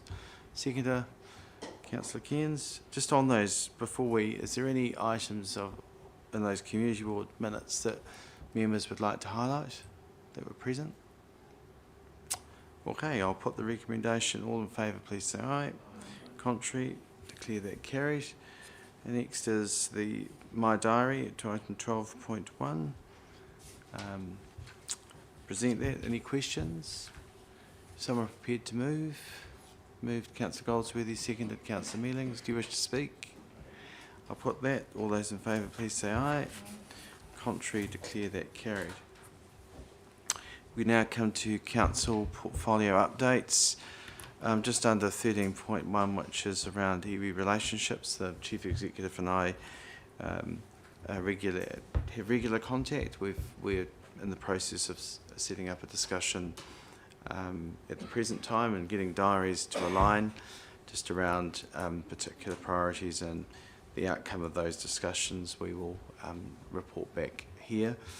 It's always interesting trying to get diaries to align with busy people, but I was disappointed on Anzac Day that there wasn't able to be an Anzac service at Tuahiwi, and there are a range of reasons for that, as I understand, but it's something I do intend to make the point of and understand why and what it is that we can help to get that back on track, because in talking to the regular organiser of it, he was very disappointed, as with the community, and we've been going to that. I've been going to that for about 6-7 years, so I'm sure others will have been going for longer, so not to have it was disappointing.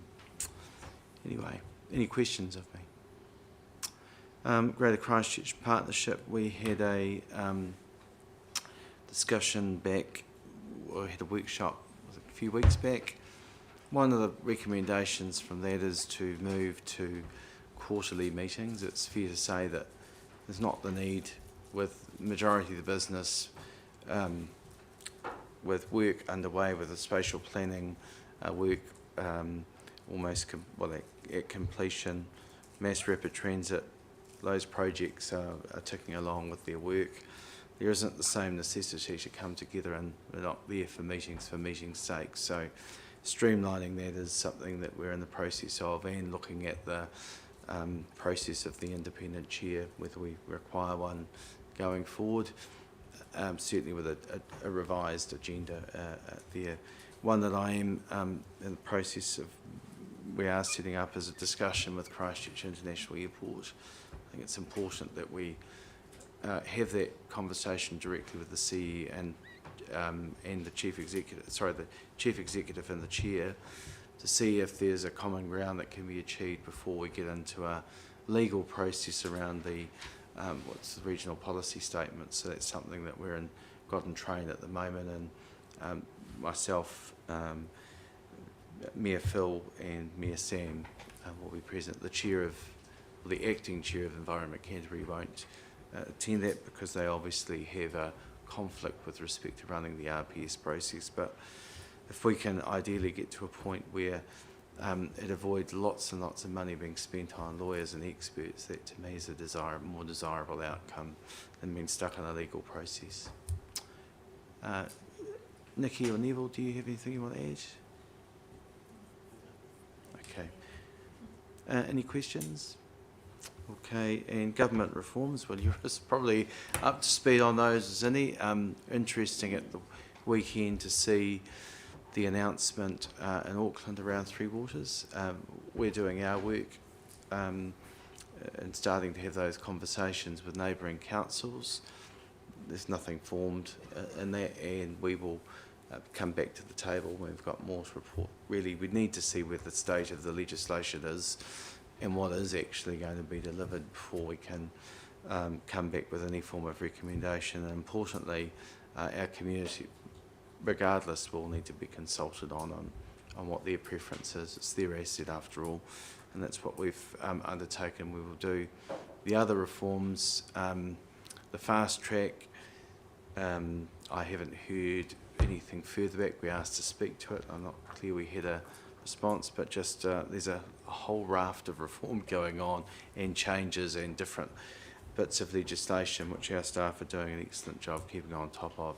I do think it comes to the point where really simply the capacity to respond to all is something we need to seriously consider and piggyback off the back of the Mayoral Forum work that they do and Local Government New Zealand does, because they, when they're in that space and they're doing it, and we've been contributing to that as our staff do.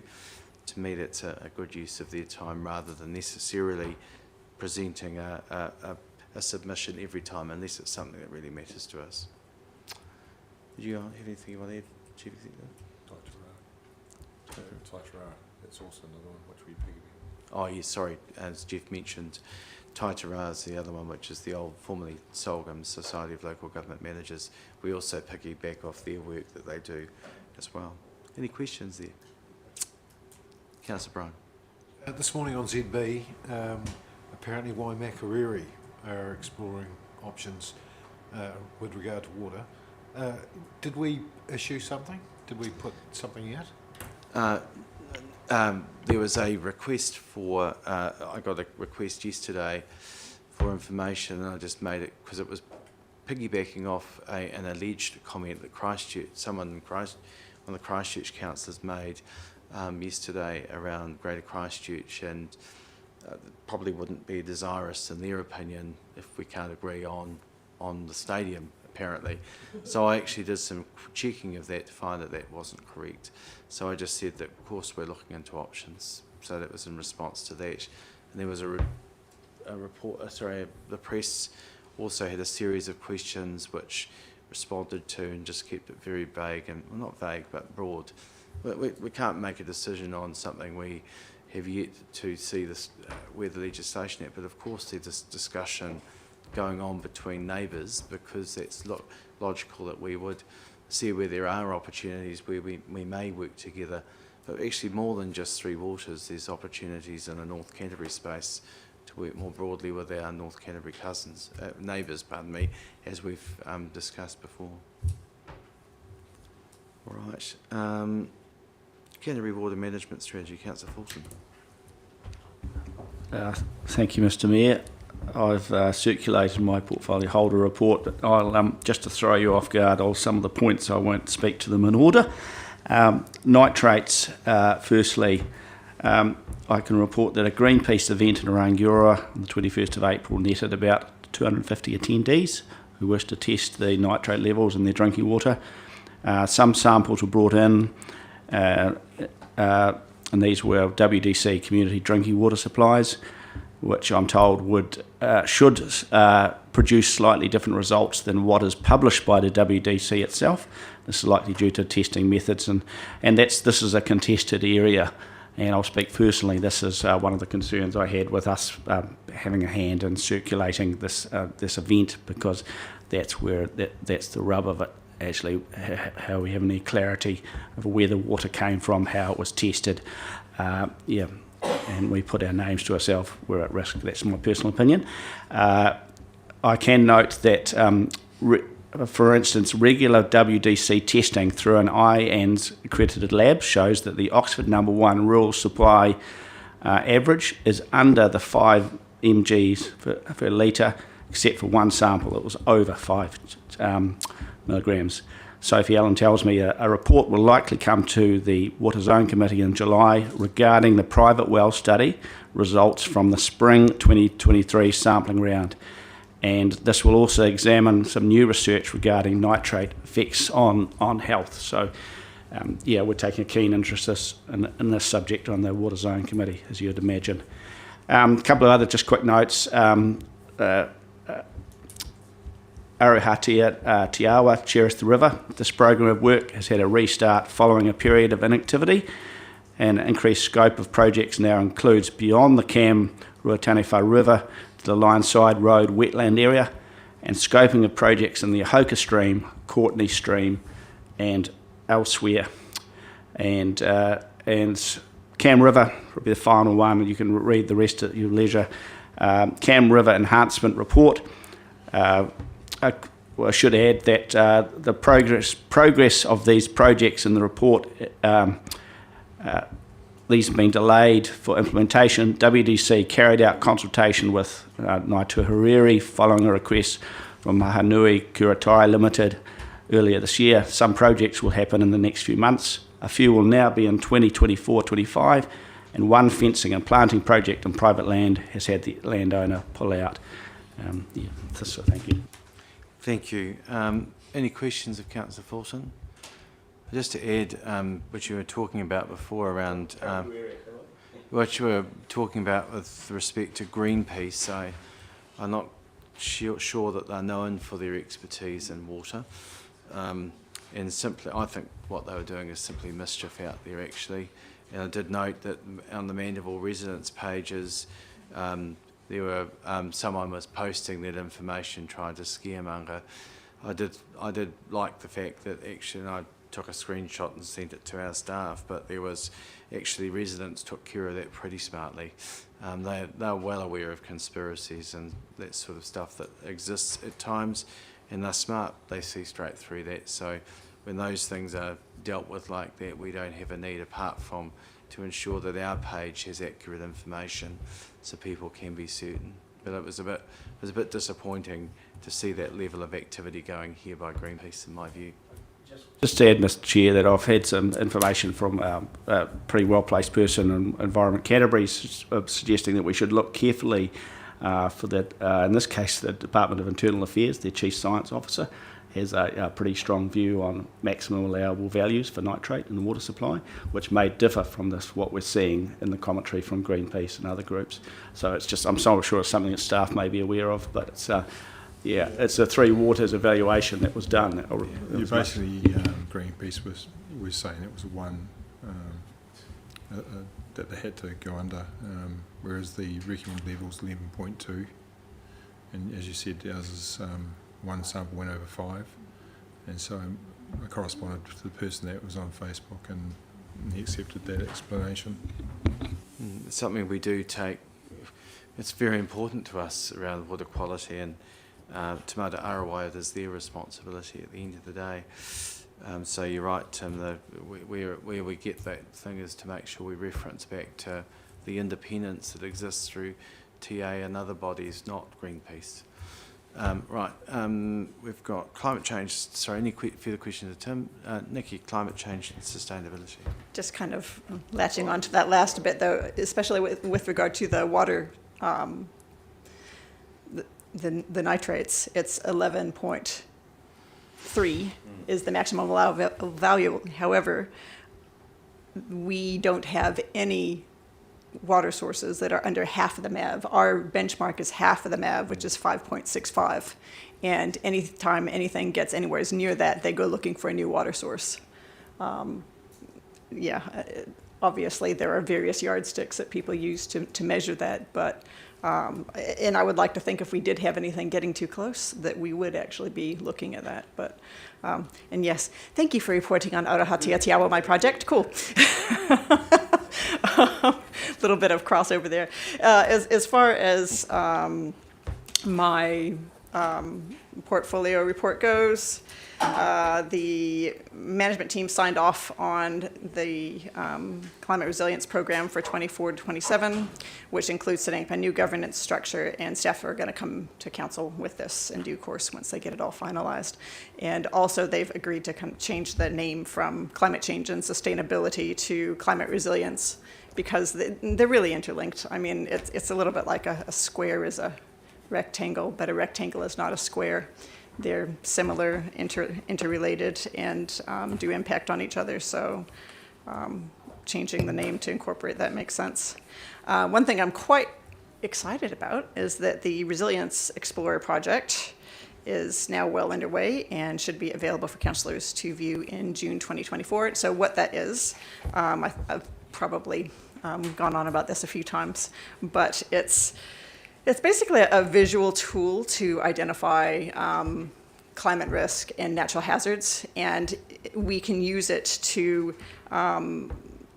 work around various hazard scenarios that, say a council asset might have, whether it's a road or a pipe or a park or something like that, or let's say we have an AF8 and these roads are cut off. How do people get out? Or how do they get to the nearest supplies? So it's really, really useful for a whole lot of things, everything from civil defense through to asset management plans. And but like anything, you get the program, and then you have to populate it. It's like doing, Ancestry is something that I'm interested in. You can get the Ancestry program or app, but you still have to put your details into it. And our GIS people have been very busy populating that data so that it's actually useful for us. And I'm really looking forward to seeing what they come up with that. And and the Future Coasts, which was a project that we were one of 3 rivers, the Ashley Rakahuri River was included in this in a nationwide study that has now been completed, and there's a workshop to be held with council staff shortly to discuss what they found before they present that to us too. And really, I think that's probably enough for me. Thanks, Nikki. I just lost, someone was going out the door, I got distracted. You were saying something about a name change to climate resilience. What? Can you just restate they're what that's about? suggesting a change from the climate change and sustainability work to be changed to climate resilience. Is this for the portfolio or for the work the council's doing? From the work that they're doing. That's okay. Obviously, my portfolio is named by the mayor, so I suppose we should all have a conversation about that. I was just double checking, so yes. Yeah, I kind of thought, oh, you're telling me this, but we haven't Well, actually, discussed. in some ways, I have been signalling with, there's at least 3 council portfolios it covers, and I would like to have a good conversation about the way forward soon. So I don't have a problem with the name being changed and from a staff perspective, but around the portfolio, it's something I do want to just signal. I have with Tim, as we're talking about water management strategy, around the water management committee, all those things, Arohatia Te Awa just need to be clear about those, all that work that's going on, so it's coordinated. It's not that it's not, but where those portfolios overlap, it was something I was keen to try and clarify where we can. Yeah, fair enough, but good luck to you, because honestly, when it comes to climate change and sustainability and that, if we're doing it right, it's got its fingers in every single silo of council. I'm not going to change the portfolio lead or the portfolio itself, but some of those other works we just need to just consider. Yeah, absolutely. Thank you. Cool. Tim? Thank you. Just picking up on that, Mr. Chair and Nikki, I think we signalled in the meeting last week that prior to a meeting that you're having with ECAN on May 17th, that we could collab the 3 portfolio holders in these relevant areas could meet. I don't know whether that's still on your agenda. The governance structure that's being proposed will clarify a lot. No doubt you guys would have seen it at the management. Well, anyhow, there's a new government structure. Just I guess hold fire, guys. It'll. Whose governance structure is that? VJ's worked on it. VJ and Sylvia have worked. Look, it's come to MTS, but I can look. We can talk about it I haven't seen offline, it. obviously. Chief, but just for I know it's basically talking last about year. different. I'll follow up, but I missed Yeah. the last MTS, so Yeah. I'll have a...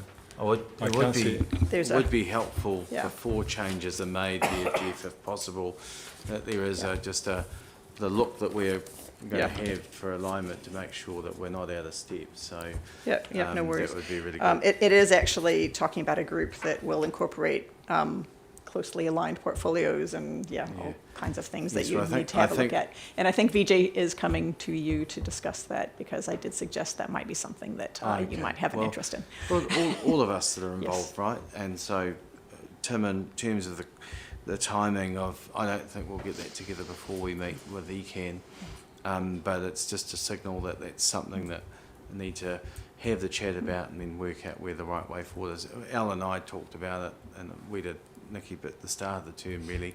We've just got a bit sidetracked with a few other things. We'll get that back on track, because it's important that work that's going on, but also it's important that colleagues are understanding where their responsibilities are, and there's not too much where we can avoid duplication. Sure. Yep. What is the meeting with ECAN that you're talking about? Well, this is around Canterbury Border Management Strategy. They asked me if I would attend. They're coming around through the Merrill Forum. Actually, they raised it, and they're looking in some ways to perhaps disband some of them. And I said, well, one size doesn't fit all, and please don't look at just making that decision based on others' experiences. So they were coming to see me about a week ago, and I said no, not until I've talked to the portfolio holder and had the relevant people in that discussion. So that's what that's been lined up for. There's no decision making in there. They're coming to hear what our views are, including, I'd really like to know what the chair of our Water Zone Committee also thinks, and they should be there. I just questioned that in Zone Committee yesterday, and I understand that it's a mayoral forum process, and that the commentary will be fed back through you as mayor, and same with other mayors, if I'm understanding that right. Yeah. Well, so I understand, Tim. So when things appear in my diary that I don't know about, I do go back and check and make sure I'm well informed before we go down a pathway. Sometimes they get in there and get a life of their own. All right. Any further questions of Nikki? All right. International relationships, the Deputy Mayor. Thanks, Mayor.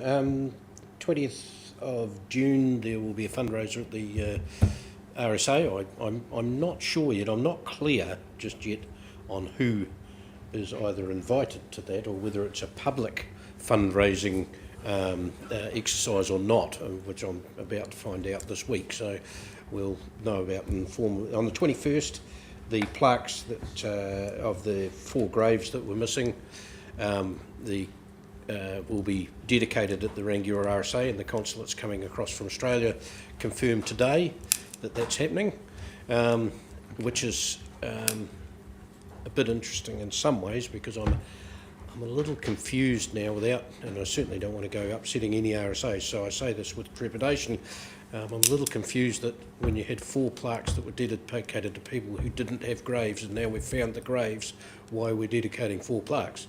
But however, they are from the Belgian consulate, and they wish to still continue and do so. So that'll be on the 21st of June. But I'm clarifying a couple of issues around that. Just they're spending some money, or the return service people are spending money on the graves that they've found to have them done up to a standard that's right. But then dedicating the plaques on top of that, which will be at the Rangiora RSA, not where the graves are. So I'll clarify a bit more of that as well as we move along. Anzac Day, my apologies, I couldn't be there. I wasn't that great that day, but I believe they all went extremely well. However, we are going to have a bit of a discussion at Passchendaele. We're going to take a bit of the international relations. We're going to take a bit of a lead on the Anzac Days. Dan and I have had a very basic discussion on the fact that certainly Kaipoi's didn't go well with the sound system, and the Rangiora sound system is certainly totally inadequate and has been for probably a number of years, and it's time we sort of took a lead to have a chat with the RSAs and see how council, RSAs, Anzac Days all fit into organising something a little better than what they are at the moment. It's certainly not a criticism, it's just we think they can probably be a bit better, and some other things around Anzac Day which we'll bring back here just through that, because the international relations is there, to just use that as the portfolio to move something through for Anzac Days that we'll bring back to council to have a look at for the future. You know, it could go as far as reefs and all sorts of things that we will have a look at internally, and then just get some opinions around the table on what can and can't, might be or might not be. So just a heads up on that, really. So just on that, thank you, Neva. Chris raised the management team, because it is a real risk to our council. The council gets blamed ultimately for a lack of sound system, and we've had varying degrees of issues. So Chris is looking into, Chris Brown, that is, some possible costs and options that there might be to inform that conversation. So Neville and I will liaise with the RSAs, as he's mentioned, and we'll let colleagues know where we get to.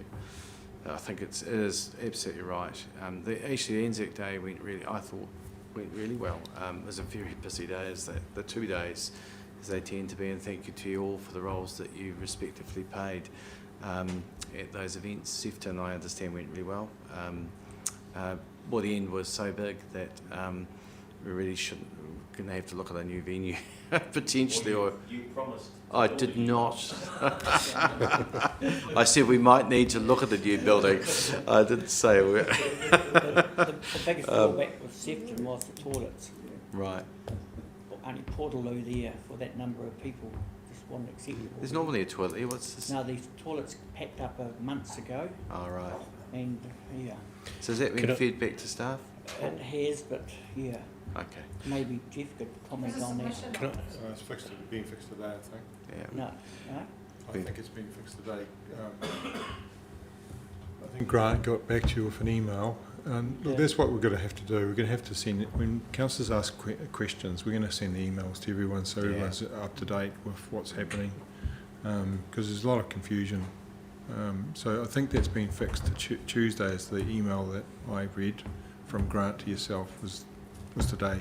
Yeah, I think when individual emails do go like that from elected members, it would be helpful that everyone is copied into the response, because I think we all have an interest, and so it would be very good if it is. But the service request system's there as well for that purpose. I got it up there by the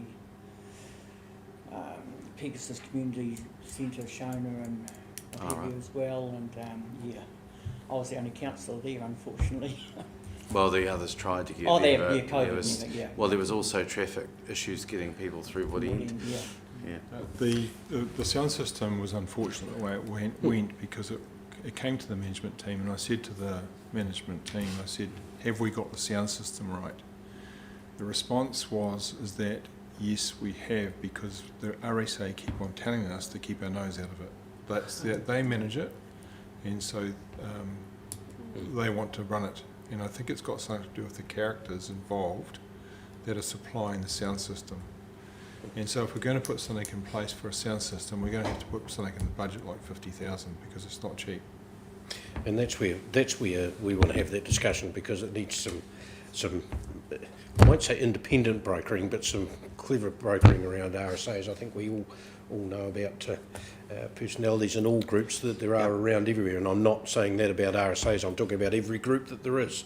There's personalities in there that we need to also deal with. But I will say, and I have been told just this week, that the RSA, both nationally and locally, are looking at rationale around all of the services that are being held.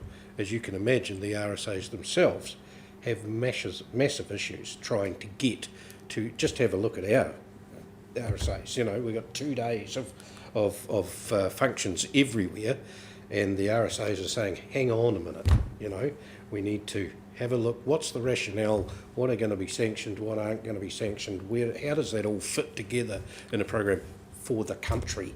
So that's why when I had a chat to Dan, I thought that in the international portfolio, we meet with the RSAs, it's a good place to try and have a good chat without personalities around the table, so to speak, about how we can rationalise what's happening on Anzac Day, because as we all know, it's sacred ground, and as it should be with everything that happens, so you've got to be really careful about what's doing. But just so you know, the RSA themselves are having the same problem internally about the 5,500 services that they have to attend around the country. Very, very difficult for them, particularly with an aged group of people that are trying to run those RSAs.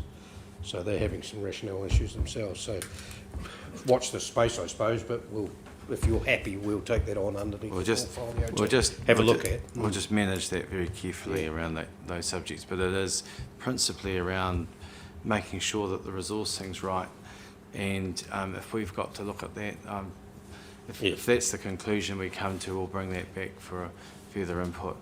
I am told that the figure for decent sound system is eye-watering, so we'll see how eye-watering it is. Okay. Any further questions? On that one. If slightly off topic, but promotions during the review of the promotions events around the community, one of the issues was sound systems and actually having an opportunity to actually share a sound system. So it might actually fit within this situation as well. If we had one that was going around district-wide, could be very handy. Or we look at potentially bringing in a professional body like Shipley's, for example, that experience there, but no fixed opinion. We'll see what happens there. Any other questions on that? Yeah, sorry. Yeah. Just with the feedback, to whom should we direct any feedback about any particular events? I mean, I've got some feedback about. Just yourself or Dan, whichever. But self. Well, just an observation. I see that some of our communities have grown. I know that we had a bit of to and fro at West Earton. That's clear that community is no longer kind of just the tail end Charlie of Cust. It's very much its own sort of size. And I think the new organiser this year was a bit perhaps caught out, didn't quite aware of that, and it just sort of made me reflect about the size of our communities. They're no longer. Sometimes, I think we've got to be really careful. We do not become the organiser and the funder of these events wholly and solely. I think that's the reason for us saying we need to take a broker lead here. Just remember that Cust and West Earton go back to Christchurch RSA. They've got no involvement with Rangiora. In this case, actually, there's quite a lot of scope. But we're not going to get into this right now. Right. Okay, thank you. We've had a good chat. We'll have a further conversation offline on that. Right, property and housing. Pretty quick, really. I think the under offer on Ahoka Road went on the sign today, so that's getting closer to a conclusion. I think they've still got, I think it's till the end of this month, plus 10 days, if needed, to roll that into. And the one that you were talking about, I can't remember the one you... Fisher's Road is going to hit the market this week, I believe. On the market. Yeah. So that's ready to go this week. And we had a visit to Otautahi Christchurch during the week. Last week, was it last week already? Yeah, it was last week. It was last week. And really interesting in what they're doing, and with their social housing, they're going extremely well, and they've got some really good stuff that's happening in there, as they always have, but they've just taken leaps and bounds since they've been involved separately from what they were doing before. So it was really, I didn't get to the end ones. Dan's given me a bit of a briefing on what happened at the end ones, but the whole thing, so there was, Brent was there, I was there, Dan was there, Phil was there. Robbie was there. Yeah. So if there's any information you want on that, or you want to talk to anybody about those houses that we had a look at and what they do there, then talk to any one of those individuals and see what it is. And Nikki did intend to be there, but she was... Oh yeah, she was swanning somewhere else. Yeah. She was representing the council, and so grateful for Nikki doing that. Thank you. On transport. On transport, yes. That was actually a really good opportunity for our relationships, given my company was with them. Yes, was. Well done, Nikki. I almost felt like pulling a sickie when I got there and saw what it was, but I couldn't. Unfortunately, I had too many other things to do. Anyway, good stuff. All right. Any questions of Neville? Yes, there going to be a briefing or something coming back to the property with regard to those visits. Well, it will be on the next agenda, the agenda for property, but that's about it. Joe. Cheers. All right. Any other questions?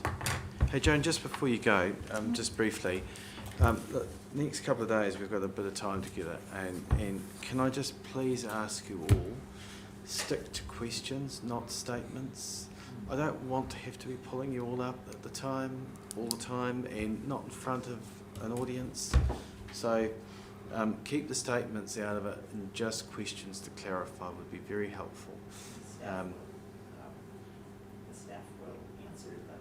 Yeah, the points will be answered later, so it's just about you're clarifying your points. I am going to stick strictly to 10 minutes. We've got a lot to get through, otherwise we'll run well over time. So it's just while you were here and everyone was here, is just to say there is a meeting etiquette which has gone out to all submitters of what we expect. Could we have a copy of Yeah, I wondered if that had gone to you. No. I will get Sarah to send it out to you. Yeah, okay, yeah. So thank you. I'll get that sent to you today. Thanks, Joe. All right. So at that, we. Oh. Sorry. Oh. All right. You have to use your Your card. Yeah. Oh, sorry. That's right. And you have to use your card to get out as well, I think, Joe. No, there's a button on there. that wall. All right. Okay. So I have no questions. Understanding well, there's no urgent general business. We now move to matters to be considered with the public excluded. I'll move from the chair for the reasons outlined that we go into PX. Seconded. I'll put that. All those in favour, please say aye. Contrary, declare that carried. Now that we're in public excluded.